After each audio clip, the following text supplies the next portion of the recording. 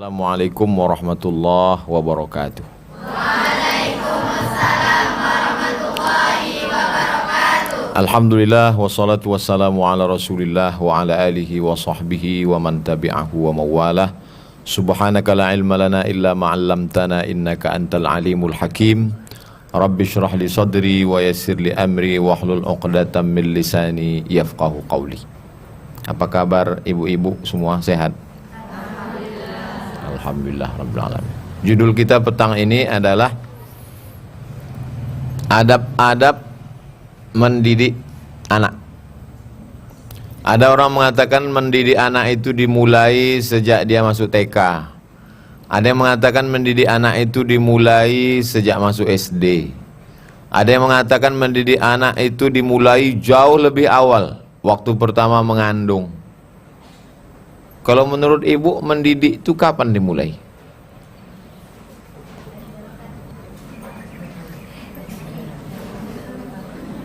Dari dalam kandungan, kata ibu.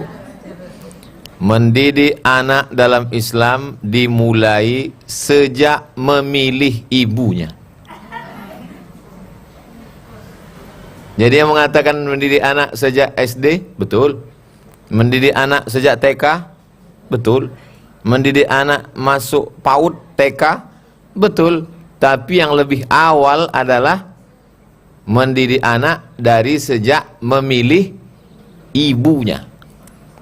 Kalau ibu jumpa anak kecil di pinggir jalan, anak kecil umur 5 tahun, rambutnya 3 warna, merah, kuning, kelabu, kukunya hitam, pakai kutek panjang.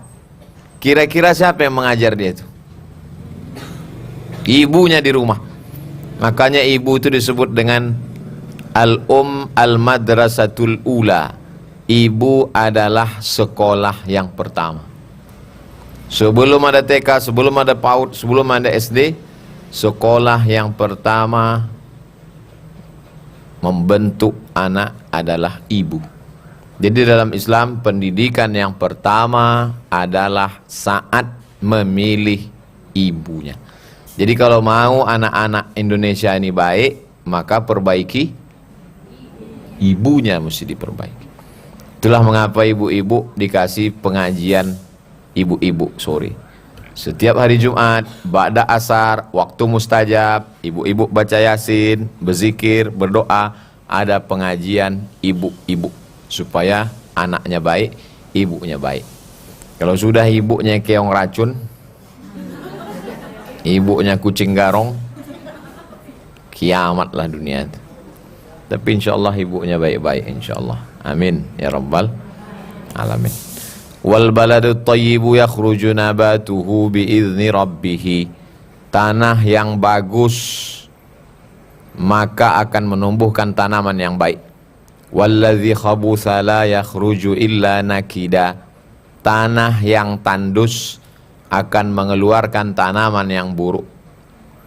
Bunga mawar harum semerbak, cantik, indah, tanahnya subur. Tapi kalau gurun pasir, kaktus, ditengok tak menarik, berduri, tak ada harumnya, silap-silap hidung bengkak kena tusuk. Insyaallah anak-anak ibu semuanya soleh solihah. 27 anak ini menghafal Quran. Subuh ngapal, zuhur ngapal, asar ngapal, maghrib ngapal, isya ngapal. Jam 4 subuh bangun tahajud. Jadi dia bangunnya jam 4 tahajud. Subuh sholat subuh berjamaah. Habis itu zikir. Habis itu baca zikir, ngulang hafalan. Dari jam 8 sampai zuhur masuk kelas. Habis zuhur menghafal, habis asar menghafal, habis maghrib menghafal, habis isya menghafal, jam 10 malam baru tidur.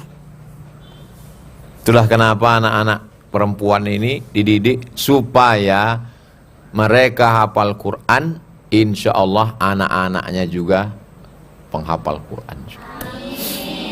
Kalau ceramah udah selesai, habis sudah masjid-masjid se-Indonesia ini, dari Sabang sampai Papua. Ceramah udah. Sekarang langsung Anak-anak perempuan baik. Nabi Musa alaihi salam dalam Quran disebut wa auhayna ila ummi Musa, ibu Nabi Musa. Tak ada satupun ayat dalam Quran cerita tentang ayah Nabi Musa, tak ada. Carilah dari mulai Al-Fatihah sampai An-Nas tentang ayah Nabi Musa, tak ada. Nabi Ibrahim punya ayah namanya Azar, tukang buat patung berhala. Jahat bapaknya. Tapi emaknya solihah, baik. Nabi Nuh, nabi bapaknya. Nabi Nuh itu nabi, tapi anaknya durhaka. Nama anaknya Kan'an, anak durhaka. Nabi pun bapak, kalau tak baik ibunya jadi anak durhaka. Tak baik bapaknya, tukang buat berhala, tapi kalau baik ibunya, insya Allah anak baik. Jadi kalau begitu kuncinya pada ibu. Walaupun suami ibu Fir'aun di rumah, tapi kalau ibu insya Allah baik. Kalau ada kebetulan suami ibu Fir'aun, tak usah marah-marah, tak usah merepet-merepet, insya Allah dia tenggelam di Laut Merah. Macam Fir'aun. Jadi kalau ibu terpikir selama ini, kenapalah Ustaz Somad menerima anak perempuan? Karena kalau mau memperbaiki umat ini, perbaiki anak perempuan. Kenapalah setiap sore Jumat ada pengajian ibu-ibu? Karena kalau ibunya baik. Sekarang kalau ada orang mau jual panci, yang dicarinya siapa? Ibu-ibu. Oh, itu panci kan memang perempuan Pak Ustadz. Kalau ada orang mau jual rumah, siapa yang dicarinya? Ibu-ibu. Semua pemasaran yang dicari orang sekarang ibu-ibu. Karena ibu-ibu semua. Kalau saya ceramahi ada 500 bapak-bapak. Yang mendengar ceramah saya itu 300. Yang mengingat sampai pulang 200. Yang berani bercakap ke bininya 100. Yang didengarkan oleh bininya 50. Yang mau mengamalkan 25. Tapi kalau saya ceramah kepada 100 ibu-ibu, sampai pulang dia ke rumah, diceritakannya ke suaminya jadi 200, diceritakannya ke anaknya jadi 300, diceritakannya ke menantunya jadi 400, diceritakannya ke cucunya 450, yang setengah belum punya anak. Begitu hebatnya pengaruh perempuan. Kalau mau memperbaiki negara, perbaiki perempuan. An-nisa imadul bilad.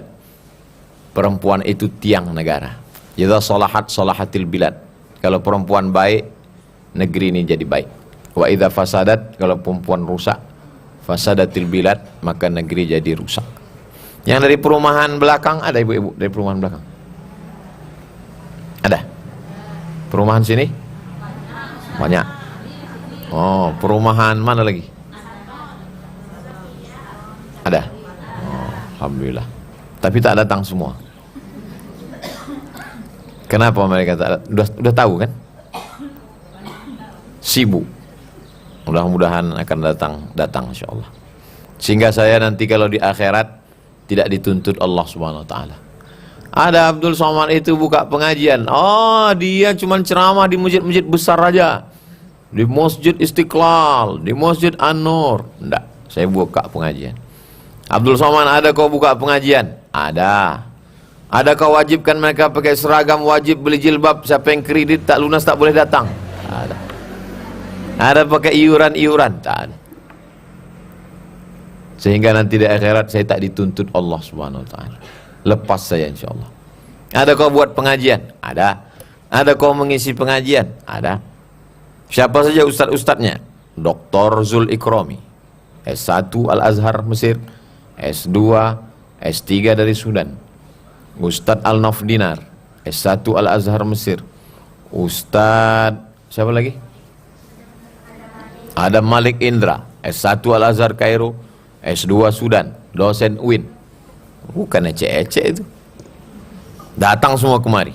Ustadz Hanafi, S1 Al-Azhar Kairo, ketua pesantren Nurul Azhar yang di Palas. Di Palas laki-laki, di sini perempuan.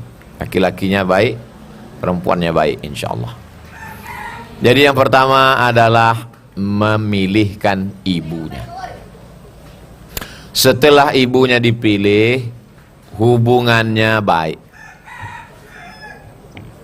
Laki-laki yang baik, perempuan yang baik, hubungannya mesti baik. Maka dalam Islam ada namanya khitbah. Khitbah itu ditunang, dipinang. Orang sedang dalam masa pinangan, dia di dalam tunangan diikat. Tak boleh membatalkan perempuan yang dalam pinangan di atas pinangan orang lain. Haram hukumnya. Anak ibu sudah dipinang orang, tiba-tiba datang lagi anak lajang. Yang kemarin yang minang yang pertama itu datangnya naik Gojek. Yang anak lajang yang ini datang naik. Dah banyak yang punya kriteria nampaknya. Datanglah dia naik mobil mahal. Saya tak mau sebutkan mereknya, nanti jadi iklan gratis. Datanglah dia pakai mobil mahal yang harganya 1 miliar. Terus pas dia datang, "Bu, saya mau minang anak ibu." Ibu bilang, "Anakku ini sudah dalam ikatan pinangan orang," atau ibu terima yang kedua nih?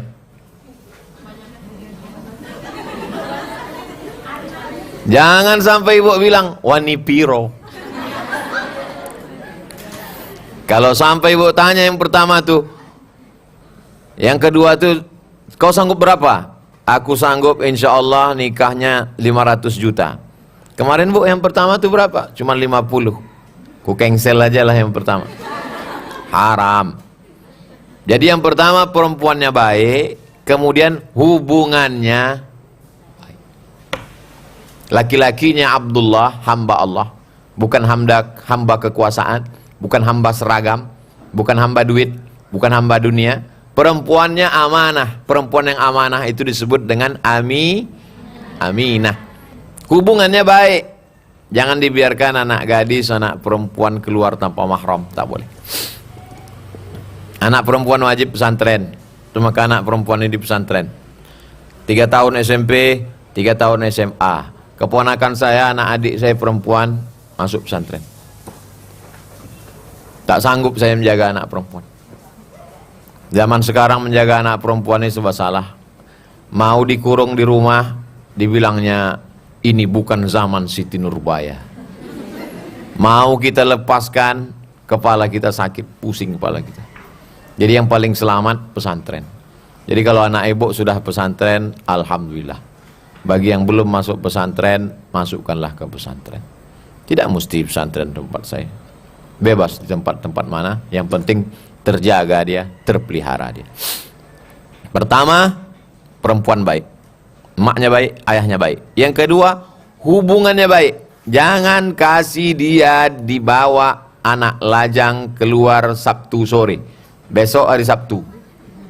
Besok hari Sabtu sudah datang anak lajang membawa sepeda motor, mau membawa anak gadis ibu. Kalau sudah mendengar pengajian ceramah ini, tutup buku, tak ada lagi. "Ma, aku mau pergi." "Tidak. Kemarin kok boleh?" "Belum ceramah Ustaz Somad." "Ini tak boleh, kau lagi pergi." "Sebentar aja ma ke Simpang Panam." "Sekali tidak." "Tidak. Nanti kami belikan mie ayam." Pergilah. Ilaha illallah. Rusak anak gadis ibu gara-gara bakso, gara-gara semangkok mie ayam, rusak kehormatan. Hubungannya mesti baik. Karena kalau tidak nanti kita akan dituntut di hadapan Allah Subhanahu wa taala. Kullukum ra'in, setiap kamu pemimpin, wa kullukum mas'ulun, setiap kamu akan ditanya an ra'iyatih, tentang yang kamu pimpin. Ibu pemimpin. "Suami saya lah Pak Ustadz." "Ya, tapi suami ibu pergi kerja keluar." Maka perempuan juga menjadi pemimpin di rumah. Umi saya, mak mertua saya, sudah 2 minggu menunggu cucu, tak lahir-lahir. Ibu doakan supaya dimudahkan Allah SWT. Anak saya yang kedua insya Allah laki-laki. Ingin punya anak perempuan, dikasih Allah 25 orang perempuan. Laki-laki perempuan sama-sama sama-sama baik. Yang penting jaga. Ini banyak orang sekarang, anak ibu berapa? 3, tapi perempuan. Apa pula pakai tapi? Perempuan baik, laki-laki baik. Asal jangan anak ibu laki-laki apa perempuan. Inilah nggak jelas Pak Ustaz. Mukanya laki-laki tapi macam-macam perempuan. Na'udzu. Yang pertama, perempuannya baik, laki-lakinya baik. Yang kedua, hubungannya baik, dinikahkan dengan orang baik. Man ala salasa banatin, siapa yang punya 3 anak perempuan, fa'addabahunna, dididiknya dengan baik, wa zawwajahunna, dinikahkannya dengan orang baik-baik, wa ahsana ilaihinna, dia buat baik sampai mati, falahul jannah, surgalah baginya. Punya anak perempuan, dididik dengan baik, dinikahkan dengan orang baik-baik, buat baik sampai mati, surga bagi. Anak saya perempuan 2 Pak Ustaz, mudah-mudahan bertambah 1 lagi. Anak saya 3 perempuan Pak Ustaz, bagus. 4 Pak Ustaz, bonus. Baik, tak ada yang tak baik. Kita lanjutkan. Setelah hubungannya baik, dinikahkan dengan orang baik, dengan acara yang baik, sekarang nikahnya baik, akadnya baik, tapi walimahnya tak baik.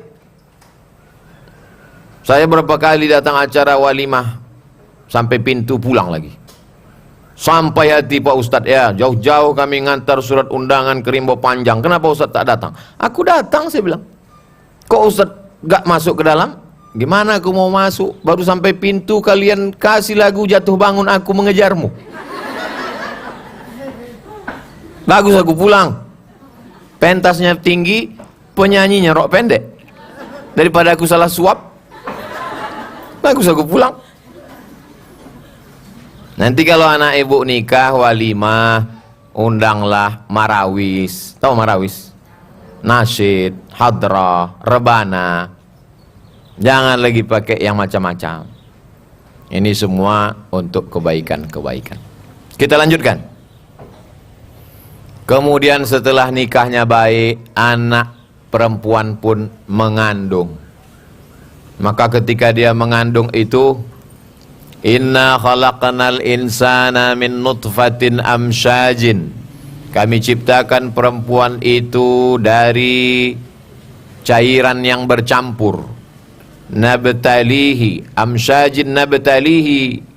Lalu kami jadikan anak itu sami'an basira. Ternyata anak dalam kandungan sudah sami'an mendengar, basira melihat.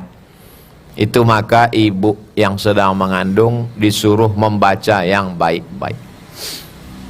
Banyak-banyak solawat, banyak-banyak istighfar, banyak-banyak zikir, banyak-banyak tahlil, tasbih, subhanallah, tahmid, alhamdulillah, takbir, Allahu akbar, subhanallah, walhamdulillah, wala ilaha illallah, wallahu akbar, tahlil, la ilaha illallah, salawat, Allahumma salli ala sayyidina Muhammad wa ala ali sayyidina Muhammad.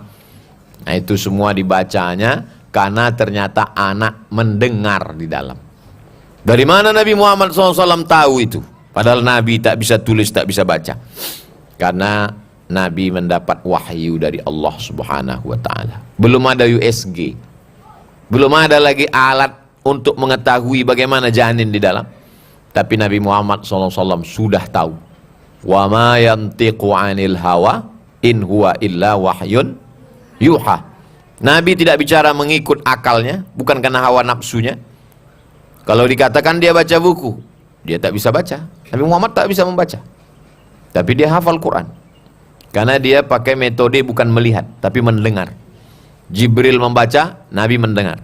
Nabi membaca, sahabat mendengar. Sahabat membaca, tabi'in mendengar. Tabi'in membaca, tabi'in mendengar. Ustazah membaca, santri-santri mendengar.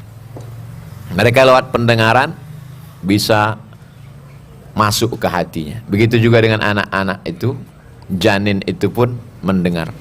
Apa yang selalu didengarnya, apa yang selalu dilihatnya, itulah yang terekam dalam kepalanya, maka hafal dia. Jadi perempuan saat mengandung, dia mesti sering memperdengarkan yang baik. Membaca Quran, berzikir, bertasbih, bertahmid, bertakbir, bersolawat. 9 bulan 10 hari. Tapi dalam hadis disebut zaman dulu, sebelum ada dokter. Zaman sekarang kalau lewat 9 bulan 10 hari, operasi, karena takut mati. Zaman dulu bisa 2 tahun. Karena tak ada alatnya. Dibiarkan aja dia mengandung, lahir. Di antara ulama-ulama itu ada yang sampai 2 tahun.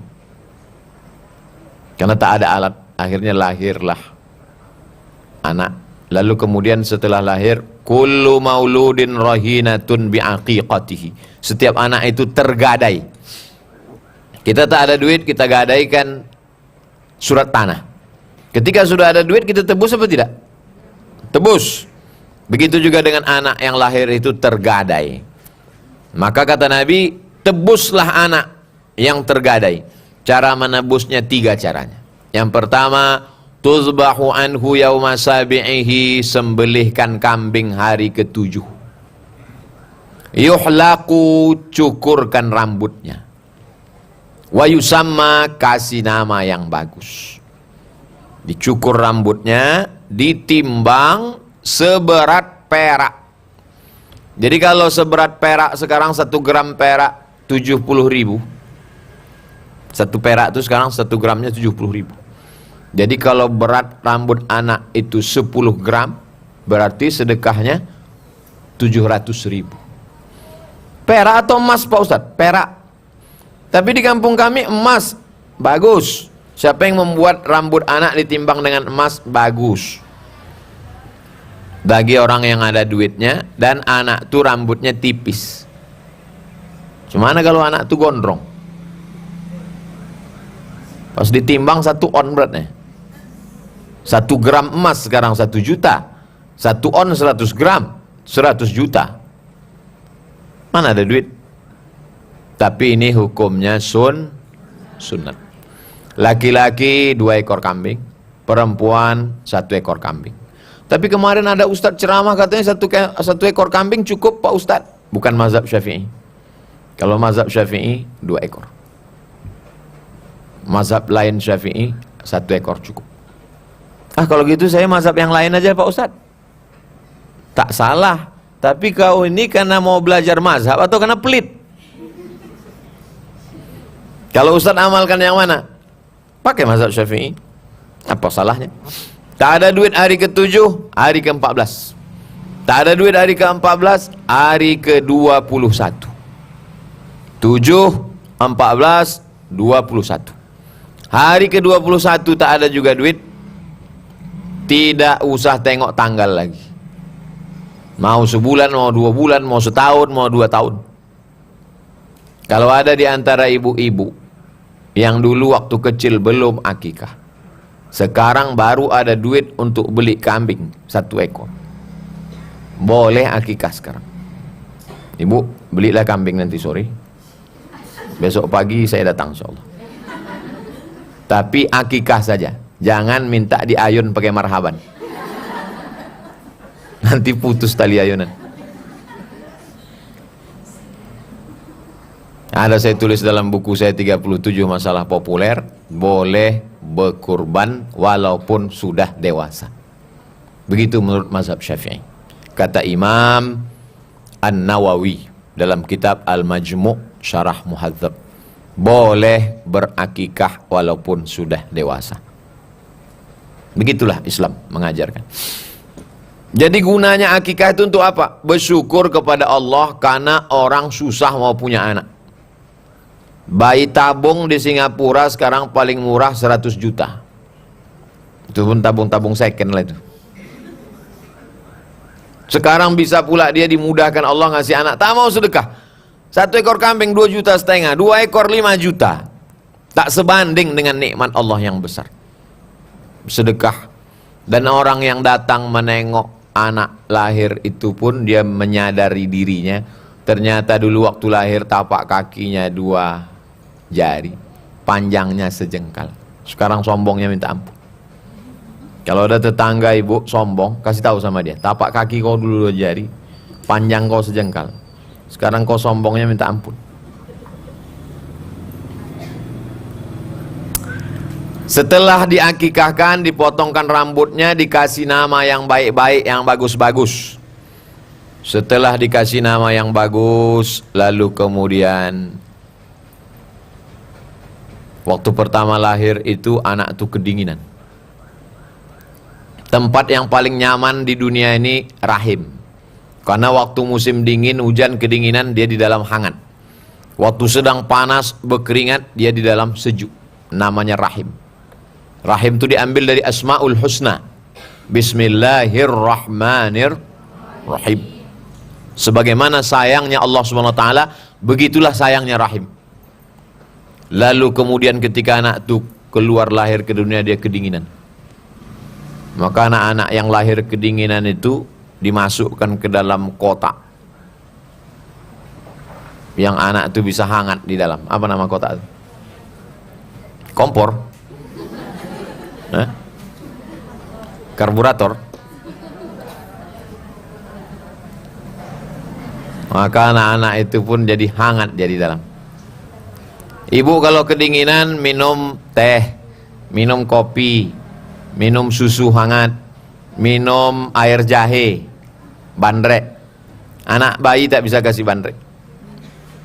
Maka untuk menghangatkan badannya, itulah dia dikasih dengan kurma. Mengunyahkan kurma di mulut, menyuapkan ke anak bayi, namanya tahnik.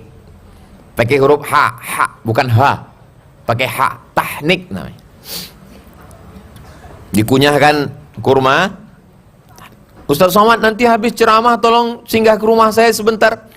Mau apa, Bu? Anak saya mau tahnik. Iyalah, saya bawalah kurma. Bayangan saya anak ini nanti digendong di rumah. Tengok udah kelas 2 SD. Apalah ibu nih.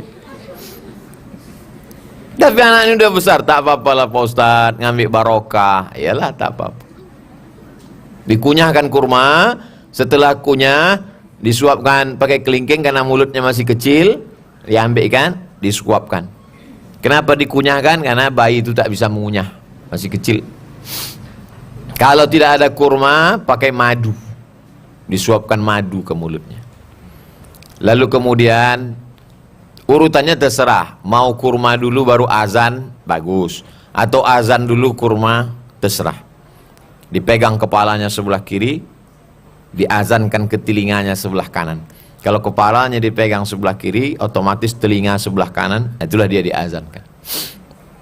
Kalimat yang pertama masuk ke telinganya adalah asyhadu alla ilaha illallah. Dan kalimat nanti yang terakhir waktu kita mau mati dibisikkan ke telinga juga la ilaha illallah. Namanya talqin. Orang yang mau mati itu bisikkan telinganya sebelah kanan la ilaha illallah. Ibu nanti kalau ibu tengok suami ibu sakit keras mau meninggal, bisikkan, jangan sampai lupa. Ini banyak istri-istrinya sekarang kalau suaminya sakit lupa, asik. Datang anaknya tanya, mak mau kemana? Bisikkan ayah. Enggak, aku mau nyari surat tanah mana gitu. Bisikkan ke telinganya. La ilaha illallah ke telinga kanan. Besok kalau bapak tu tak solat subuh, bisikkanlah. Jam 5 lewat 20 tak juga. Abang, bang, lah apanya kau ni katanya. Kusangka abang udah mau mati pula.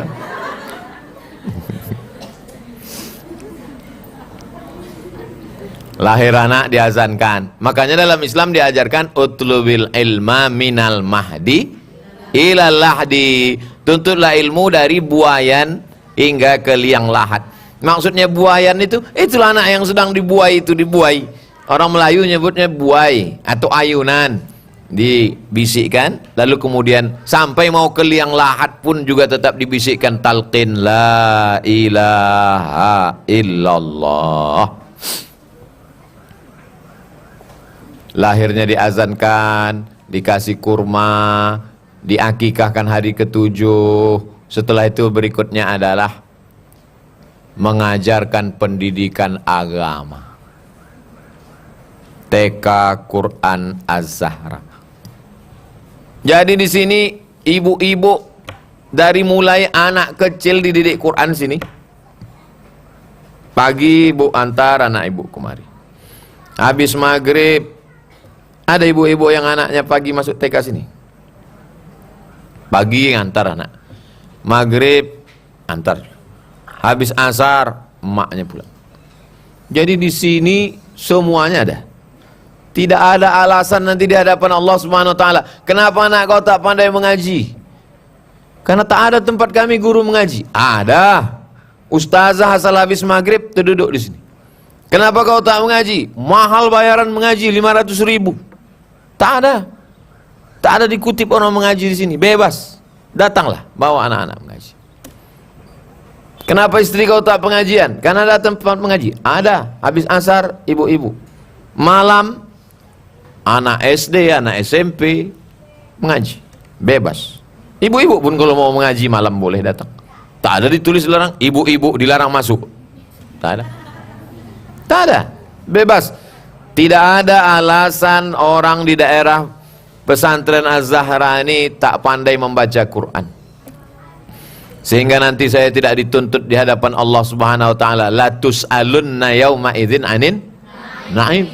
Abdul Somad, kau kenapa cuma ceramah aja? Kau maunya ceramah kalau diundang gubernur, diundang bupati, diundang menteri, diundang orang hebat, sultan-sultan, raja-raja. Kalau diundang ke luar negeri, ceramah di daerah sekitar. Enggak, kita buka semuanya. Anak TK ada, anak SD ada, anak SMP ada, ibu-ibu sore ada. Bapak-bapak kenapa Ustaz tak buat? Bapak cari lah sendiri. Ada masjid di situ, ada masjid di sana. Nah ini semua tak lain tak bukan dalam proses pendidikan. TK Quran. Paling tidak anak-anak ibu nanti hafal juz 30 dari Amma Yatasa'alun. Habis itu masuk SD Quran. Habis SD Quran SMP Quran. Habis SMP Quran SMA Quran. Habis nanti mereka kelas 2. Tahun ini masuk anak baru kelas 2. Tahun depan kelas 3. Kenapa Ustaz tak langsung masuk SMA? SMA itu kelanjutan dari hafalan sekarang. Untuk apa dibuka SMA tak bisa baca Quran? Kalau mereka tamat nanti sekarang 1 tahun 10 juz, 3 tahun 30 juz, SMA dia udah tak ngapal lagi, dia mengulang hafalannya. Diawali dari TK Quran, TK Quran, SD Quran, SMP Quran, SMA Quran. Kuliahnya pun mau saya buatkan, kuliah Quran S1, sudah diuruskan izinnya. Supaya tak ada alasan di hadapan Allah Subhanahu wa taala. Kenapa umat ini tak pandai baca Quran? Kenapa buta huruf Al-Quran? Kenapa kau cuma pandai khutbah, pandai ceramah aja Abdul Somad? Itulah gunanya. Jadi nanti kalau ibu-ibu ditanya orang, Ustaz Somad itu kenapa dia buka TK Quran, SD Quran, SMP Quran, SMA Quran? Entah, aku tak tahu. Kenapa dibukanya TK Quran, SD Quran, SMP Quran, SMA Quran? Udah diceritakannya itu kemarin waktu dia ceramah sore-sore. Terus apa alasan dia? Entah, ngantuk kali aku, tak fokus kali, aku bilang entah apa-apa katanya. Dia pun nampak aku kadang-kadang berbayang-bayang waktu ceramah tuh, kadang-kadang 3 aku tengok dia. Nah, udah 40 menit saya ceramah. Tadi jam 5 kurang 10, sekarang jam 5.30. TK Quran, SD Quran, SMP Quran, SMA Quran, kuliah. Kuliah saya tak wajibkan. Anak keponakan saya, termasuk santri-santri ini tak saya wajibkan mesti ngambil Quran. Kalau kata dia, aku Ustaz suka aku menggambar-gambar, aku mau jadi arsitek, aku mau jadi pengacara, aku mau jadi, tak bisa kita paksakan. Karena ketertarikan anak ini beda-beda, macam-macam. Saya dengan adik saya, saudara kandung, satu emak, satu ayah, tak sama. Dia lain, saya lain. Dan kami tak dipaksa. Orang tua kami hanya menyuruh sampai SMA saja, sampai aliyah. Habis itu terserah kau lah, kau mau kuliah, mau sekolah kemana. Nah jadi anak ibu pun juga begitu. Aku mau jadi polisi, kata dia. Silakan dia jadi polisi, tapi dia hafal Quran. Aku mau jadi tentara, mak, kata dia. Silakan. Dari kecil udah nampak bakatnya. Anak saya ini kemana-mana bawa martil, Pak Ustaz. Berarti mau jadi hakim. Mana-mana bawa martil jadi hakim ya, kukus hakim konstitusi. Kalau tak lulus jadi tukang. Dua-duanya manfaat. Macam batu. Batu tuh kalau 2-3 kali gosok bercahaya dia, itu berarti batu Batu cincin. Tapi kalau udah digosok habis grand data juga bercahaya, berarti batu gilingan. Batu gilingan bermanfaat juga. Kalau tak ada batu gilingan, cuma buat sambal belacan. Takkan pakai blender. Tapi jangan katakan tak bermanfaat. Semua anak-anak ibu itu bermanfaat. Yang penting dia menjadi soleh, bukan somat. Soleh. Rabbi habli minas solihin.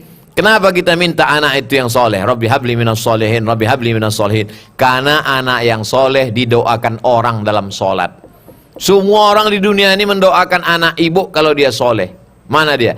Assalamualaikum ayuhan nabi wa rahmatullahi wa barakatuh. Wassalamu alaina wa ala ibadillahis. Tuh, semua orang mendoakan dia kalau dia soleh. Dan yang paling penting kalau anak itu soleh, wa huwa yatawallas salihin. Kalau anak itu soleh, Allah yang akan mengurus hidup dia. Kalau anak itu soleh, Allah yang akan mengurus hidup dia. Luruskan pikiranmu, luruskan hatimu, luruskan kerjamu, luruskan sholatmu, luruskan sedekahmu, luruskan puasamu, hidupmu Allah yang mengurus. Sekarang banyak orang tak mau anaknya ke pesantren, takut nanti kerja apa, takut nanti makan apa. Anak kau tak sekolah agama? Enggak, nanti kalau anak pesantren nanti makan apa? Makanlah pula dipikirkan. Kalau hidup ini cuma untuk makan, bagus kau jadi kucing. Ini otak, ini lambung. Kan jauh otak sama lambung nih kan? 3 jengkal. 1, 2, 3. 3 jengkal jarak otak sama lambung. Bisa pula otaknya isinya makan. Otak yang dekat sama lambung tuh otak udang. Bukalah kepala udang tuh. Di situ otaknya, di situ lambungnya. Jadi nanti kalau ada tetangga ibu, kawan ibu, anak kau tak masuk pesantren. Nanti masuk pesantren makan apa? Otak kau otak udang bilang. Kasar kali cakap kau. Ustaz Somad yang bilang, bukan aku.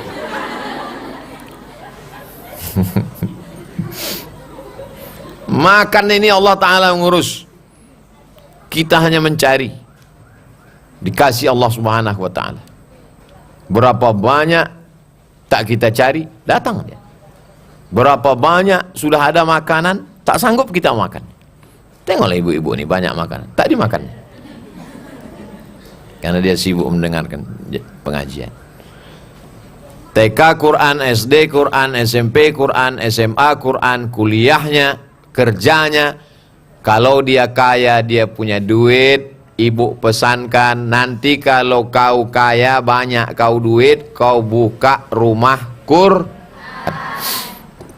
Kau nanti nak buka rumah Quran, buka TK Quran, buka SD Quran, supaya semakin banyaklah Quran menyebar di atas muka bumi ini, dijadikan anak-anak Indonesia ini para penghafal Al-Quran. Kalau tidak nanti hancur Indonesia ini, dibuat TikTok. TikTok. Sekarang, dulu orang kalau sakit di rumah sakit dibacakan Yasin. Sekarang enggak, TikTok. Dulu orang tahlilan baca Yasin. Sekarang tahlilan pakai nyanyi. Yang saya cakapkan ini betul atau tak betul? Betul, ibu tonton lah di TV. Udah mau kiamat udah dunia ini. Jadi cara kita memperbaiki dunia ini adalah dengan pendidikan. Sampai akhirnya proses pendidikan anak ini, banyak orang sekarang berpikir, ibu-ibu menangis dia menengok anaknya duduk di pelaminan. Ibu nangis kenapa, Bu? Saya haru, Pak Ustaz. Haru kenapa? Pendidikan saya sudah selesai, Pak Ustaz. Anak saya sudah nikah. Kata siapa? Kata siapa pendidikan sudah selesai? Nikah anak ibu hari ini. Nikah dia hari ini. 3 hari sesudah itu datang dia. Rambutnya macam durian. Antingnya 15. Roknya pendek, bajunya pendek. Kukunya panjang. Ibu diam atau terus mendidik? Tak boleh ibu diam. Nengok dia begitu, ibu diam aja. Bukan tanggung jawabku lagi, tanggung jawab lakimu. Ibu mesti panggil lakinya, tukang durian, kenapa rambut anak ini kau sulap pula menjadi macam durian? Ibu tanggung jawab di hadapan Allah Subhanahu wa taala. Anakku ini di rumah dulu pakai jilbab, bajunya panjang, kenapa sekarang kau robah bentuknya macam ini? Bertanggung jawab di hadapan Allah Subhanahu wa taala. Berapa banyak ibu-ibu memandikan anaknya waktu kecil, dia juga memandikan jenazah anaknya. Dia yang mengajar anaknya la ilaha illallah waktu kecil, dia juga mentalkinkan la ilaha illallah. Pendidikan ibu berhenti sampai 2 gendang. Kalau tidak ibu mati duluan, anak itu mati duluan. Batas pendidikan dalam Islam tak ada umur. S1 22, S2 25, S3 27, tak ada dalam Islam. Dalam Islam pendidikannya sampai mati. Kau tak ikut pengajian? Itu ada majelis taklim pengajian Az-Zahra tempat Ustaz Somad. Enggak, aku udah cukup umur. Tak ada. Jadi siapa ibu-ibu yang ibu ajak kemari mengatakan aku tak perlu pengajian, berarti dia sudah mati. Karena pendidikan dalam Islam berhenti kalau kita mati. Itulah kaji kita petang ini, lebih kurang 45 menit. Dari jam 5 kurang 10 sampai jam 5.35. 45 menit tausiah, 15 menit tanya jawab. Ada yang mau ibu tanyakan, bisa langsung pakai mikrofon, bisa ditulis di kertas. Anak-anak santri juga boleh tulis di kertas. Nanti kita bahas dalam tanya jawab insyaallah. Syukran. Assalamualaikum warahmatullahi wabarakatuh. Waalaikumsalam. Apakah sunnah termasuk akikah bayi yang meninggal dalam kandungan? Bayi yang meninggal dalam kandungan, baik sebulan, 2 bulan, 9 bulan, gugur, meninggal dunia, kalau mau diakikahkan orang tuanya, hukumnya mubah, hukumnya boleh, terhitung sebagai sedekah. Sudah saya tulis dalam buku tanya jawab akikah. Saya ulang sekali lagi. Anak yang gugur belum sampai 7 hari dilahirkan, kalau orang tuanya mau mengakikkan, hukumnya mubah, boleh. Dan kambing yang dimakan beramai-ramai itu terhitung sebagai sedekah. Apalagi hati dia sedang susah, diundangnya orang banyak makan, maka itu untuk setawar sedingin, menenangkan hatinya. Datang orang berzikir, baca Quran, baca Yasin.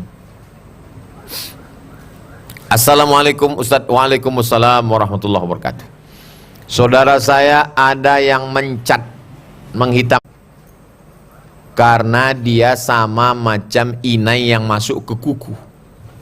Ibu kalau pakai inai, orang Melayu disebut inai, daun pacar, ditumbuk dipasang, habis itu kuku berubah jadi merah, habis itu berwuduk, wuduknya masuk tak ke kuku? Tapi kalau pakai kutek, apa namanya? Kalau kutek tak masuk. Cat rambut itu macam inai atau macam kutek? Macam inai. Bukan dia rambut ni satu-satu ditutupnya sehingga tak masuk air. Dia masuk ke dalam rambut, bukan di luar rambut.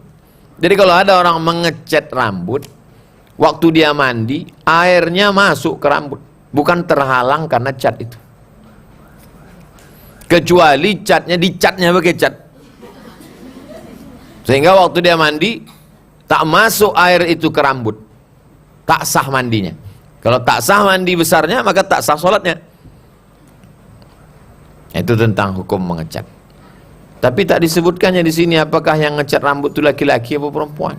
Tapi saya yakin ini laki-laki. Karena kalau perempuan, tak boleh rambut dia ditengok laki-laki yang tak mahram. Saya Pak Ustadz perempuan, bolehkah saya cat rambut saya? Yang menengok rambutmu kan suamimu. Kalau yang menengok itu suami dia boleh. Tapi kalau yang menengok suami orang, haram. Dicatnya rambutnya karena dia takut suaminya menengok dia tua. Biar nampak muda, dicatnya rambutnya. Boleh hukumnya. Mubah, tak apa-apa. Tapi yang menengoknya cuma suami dia, bukan suami orang. Perempuan tidak boleh ditengok laki-laki tak mahram kecuali wajah dan tapak tangan. Wajah sama tapak tangan boleh. Yang dimaksud dengan tapak tangan zahiruha wa batinuha. Ini boleh, ini boleh. Ini boleh, ini boleh. Makanya lengan ibu sampai kemari. Kalau ada ibu yang membuat baju sampai kemari, tak apa-apa juga. Ada pernah saya tengok perempuan sampai kemari baju. Dianggapnya tapak tangan itu ini saja. Zahiruha wa batinuha. Ini boleh, ini boleh. Assalamualaikum warahmatullahi wabarakatuh. Ustadz, apa hukum seorang ibu menelantarkan anaknya? Menjaga anak itu hukumnya wajib. Lawan dari wajib haram. Kalau sunat lawannya makruh. Kalau wajib lawannya haram. Menelantarkan anak berarti hukumnya haram. Dia akan dituntut di hadapan Allah SWT. Kenapa kau sia-siakan? Dari mulai menyusukan anaknya, mendidik anaknya, sampai semuanya dia akan dituntut di hadapan Allah Subhanahu wa taala. Assalamualaikum warahmatullahi wabarakatuh. Waalaikumsalam warahmatullahi wabarakatuh. Alhamdulillah Ustadz, saya di semester menjadi salah satu mahasiswi Ustadz. Semoga Ustadz selalu sehat. Amin. Saya ingin bertanya, saya sering melihat di internet seperti di Instagram, banyak anak-anak yang setelah dewasa mengeluh dengan cara orang tuanya mendidik. Lalu banyak juga yang mengeluh karena menanggung orang tuanya saat tua. Mereka menyalahkan orang tua karena tidak mempersiapkan hari tuanya dengan mengatakan generasi sandwich. Bagaimana menurut Ustadz? Anak yang mengeluh dengan cara orang tuanya mendidik, dibilangnya orang tuanya terlalu kejam. Orang tua masa wajib pakai jilbab terus tiap hari, mestinya tanggal merah kan boleh buka. Kenapa orang tua ini terlalu mengkerangkeng anak, nggak boleh keluar, nggak boleh pacaran, nggak boleh. Padahal kan itu semua untuk kebaikan dia. Sama macam anak umur 5 tahun minta pisau. Anak ibu umur 5 tahun minta pisau, dikasih apa tidak? Tak dikasih. Menurut anak itu ibu ini tak baik. Ibu ini tak baik. Kalau ibu baik kata dia mesti kasih pisau. Jadi cara pandang anak ini yang tak betul. Dianggapnya mau dikasih, kasihlah pisau, mati dia dua saat, potongnya lehernya. Dua gendang ya, kalau tak leher dia potong leher kawannya dipotongnya. Lalu kemudian bagaimana dengan anak yang mengeluh karena menanggung orang tuanya? Inilah anak yang durhaka.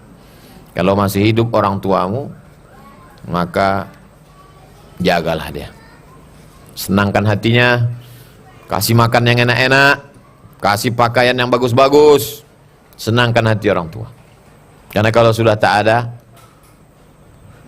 ada lagi enaknya hidup nih. Hampa, tak ada orang tua. Masih ada orang tua, jagalah dia. Ini pula masih ada orang tuanya, dibilangnya orang tua hanya menyusahkan dia saja. La haula wala quwata illa billah. Nanti dah tua menyesal. Udah orang tua meninggal barulah dia menyesal. Ibu kalau masih ada orang tua ibu masih hidup, pulang dari sini belikan makanan kesukaannya, antar malamnya juga. Belikan besok pagi pakaian, kasih dia pakaian. Kalau sudah tak ada, apa gunanya lagi? Apakah sah anak laki-laki 1 ekor kambing? Sah. Menurut Said Sabiq dalam fikih sunnah 1 ekor kambing cukup. 2 ekor afdal. Tapi kalau mazhab Syafi'i 2 ekor sah. Ustadz pakai mazhab apa? Syafi'i. Di waktu itu hanya mampu beli 1 ekor Pak Ustadz. Sekarang sudah umur 6 tahun. Haruskah ditambah 1 ekor lagi jika sudah punya rezeki? Dulu pernah dibuat 1 ekor. Sekarang umur anak tuh 6 tahun. Sekarang ada duit 2,5 juta.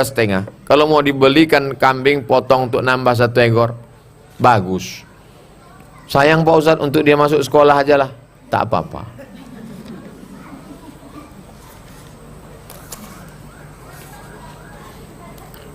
Apabila kita membaca surat Al-Kahfi setiap Jumat, sesuai dengan yang saya dengar, akan diampuni dosanya dari Jumat ke Jumat berikutnya. Dosa apa saja yang akan diampuni? Man qara'a surat al-kahfi yaumal jumu'ah. Siapa yang baca surat al-kahfi hari Jumat, petang Jumat, sore Jumat, malam Jumat. Adha'a lahum min nur. Allah berikan dia cahaya. Ma bainal jumu'ataini, sampai Jumat yang akan datang. Begitu bunyi hadisnya. Siapa yang membaca surat al-kahfi hari ini? Ibu yang sudah baca, alhamdulillah. Bagi yang belum baca, waktunya tinggal 30 menit lagi. Insya Allah masih sempat. Sampai azan maghrib habis. Ini jangan-jangan Ustadz yang ceramah, Ustadz pun belum baca. Saya baca tadi malam habis maghrib. Habis maghrib saya baca Al-Kahfi, habis itu baca Yasin, habis itu hadiahkan ke orang tua. Ya Allah, sampaikanlah pahala bacaan surat Al-Kahfi dan surat Yasin kepada almarhum, almarhumah, almarhumah, maghfirlahum warhamhum wa'afihim wa'afwan. Baca Al-Kahfi sore Jumat, petang Jumat, malam Jumat, siang Jumat, diberikan Allah cahaya sampai ke Jumat yang akan datang. Saya bisa membedakan ini kipas, ini tiang, ini orang, ini lantai, ini atap. Itu karena mata atau karena cahaya? Karena cahaya, bukan karena mata. Siapa yang mengatakan kita bisa menengok ini karena mata, nanti malam datang ke sini jam 1 malam, matikan lampu ini, buka mata lebar-lebar. Tak nampak. Itu menunjukkan kita melihat bukan karena mata, tapi karena cahaya. Siapa yang baca surat Al-Kahfi hari Jumat, diberikan Allah cahaya sampai ke Jumat berikutnya. Cahaya apa maksudnya? Cahaya hidayah, sehingga bisa membedakan mana yang hak, mana yang batil, mana yang betul, mana yang batil, mana betul, mana batil. Sekarang yang batil kata orang betul, yang betul kata batil, yang batil disangka betul, yang betul disangka batil. Tengoklah di medsos itu. Orang yang betul dikatakan batil, yang batil dikatakan betul. Itu maksudnya. Tapi katanya kalau baca soal kahfi diampuni Pak Ustadz. Orang yang sholat diampuni dosanya. Tak mungkin dia baca surat Al-Kahfi tak sholat. Pasti dia sholat. Maka diampuni dosanya, betul. Dosa yang mana? Dosa yang kecil-kecil, shaghair. Adapun dosa kepada manusia, tak bisa baca surat Al-Kahfi. Ya Allah, ampunilah dosaku kepada tetanggaku, rantang yang kupinjam belum balik. Oh, tak bisa. Kita akan dituntut nanti di hadapan Allah SWT. Semua yang sangkutan-sangkutan di dunia ini mesti cepat-cepat. Kalau tidak nanti kita akan dituntut di hadapan Allah. Ada orang yang sholatnya cukup, puasanya cukup, zakatnya cukup, haji umrohnya cukup, tapi tetap kena sangkutan. Kenapa? Karena masih ada sangkutan dengan manusia. Bertetangga, dekat rumah, berjiran, berkawan, jangan ada sangkutan-sangkutan. Nanti kita akan dituntut di hadapan Allah SWT. Nanti Idul Fitri kan bisa Pak Ustadz? Iya, kalau nyawa kau sampai Idul Fitri. Kalau malaikat maut datangnya Sya'ban. Apakah seluruh dosa yang kita lakukan selama seminggu Pak Ustadz? As-saghair, yang kecil-kecil. Illa man taba, siapa yang bertaubat, wa amana, beriman dengan baik, wa amila amalan salihah, beramal soleh. Siapa yang bertaubat, beramal soleh, beriman, yubaddilullahu sayyiatihim hasanat, segala yang buruk-buruk diganti Allah dengan yang baik-baik. Semua orang yang bertaubat diterima Allah SWT taubatnya. Semua orang yang sholat dihapuskan dosa-dosanya yang kecil-kecil.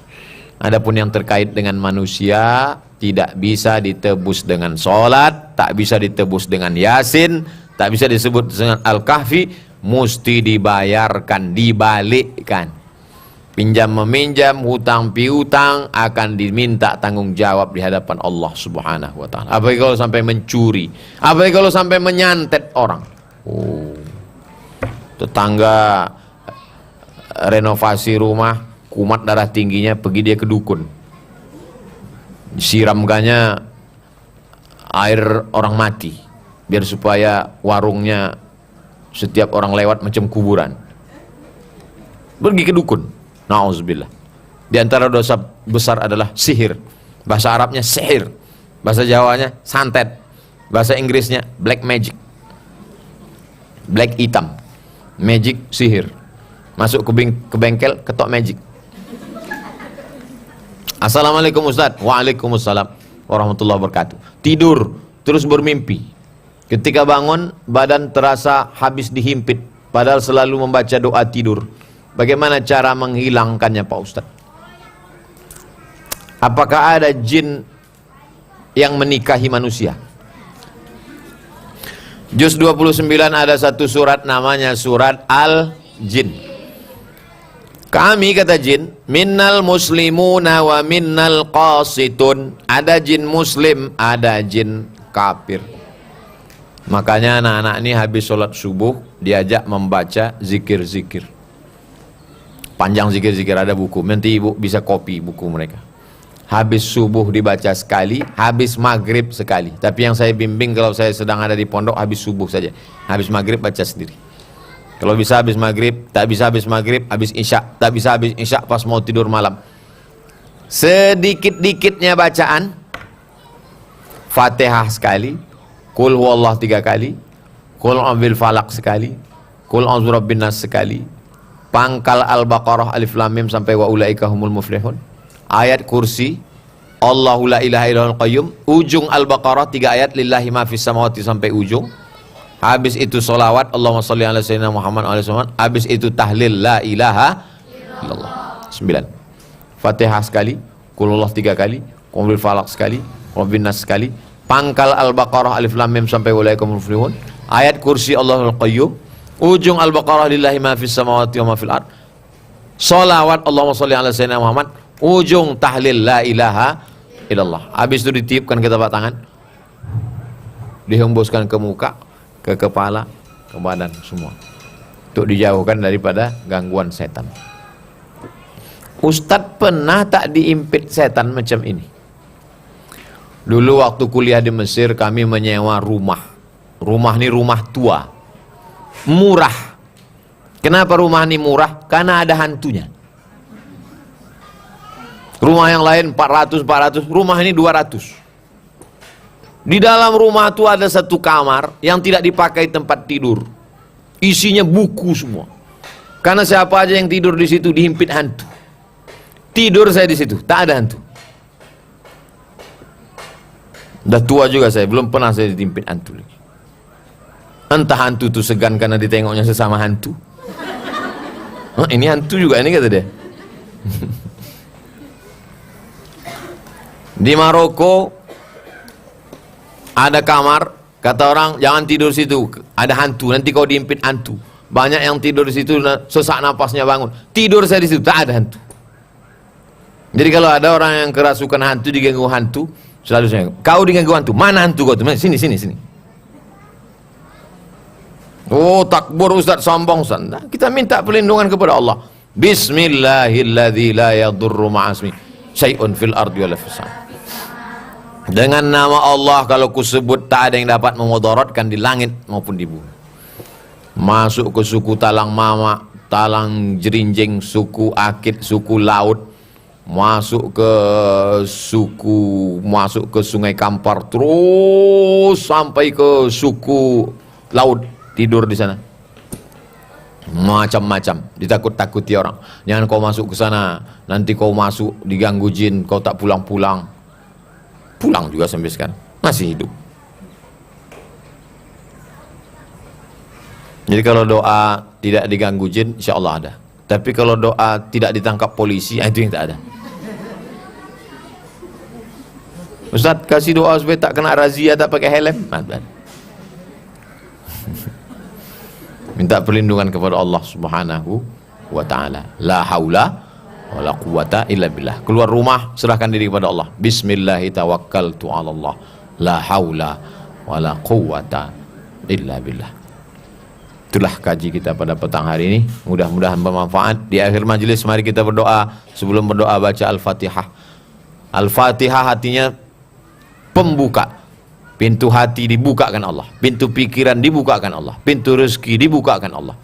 Pintu segala yang tertutup dibukakan Allah. Ala hazihin niyah, untuk niat yang baik-baik. Al-Fatihah. A'udzubillahi minasyaitonirrajim. Bismillahirrahmanirrahim. Alhamdulillah rabbil alamin, arrahmanirrahim, maliki yaumiddin. Iyyaka na'budu wa iyyaka nasta'in. Ihdinas siratal mustaqim. Siratal ladzina an'amta 'alaihim ghairil maghdubi 'alaihim waladdallin. Amin. Allahumma shalli ala sayyidina Muhammad wa ala ali sayyidina Muhammad. Allahumma anzilir rahmata was salamata wal barakata ala hadhil jamaah. Turunkan keselamatan, kerahmatan, keberkahan kepada seluruh jamaah ini ya Allah. Barik lana fi auladina, berikan berkah pada anak-anak kami. Barik lana fi ahlina, berikan berkah pada keluarga kami. Barik lana fi arzaqina, berikan berkah pada rezeki kami. Barik lana fi buyutina, berikan berkah pada tempat tinggal kami.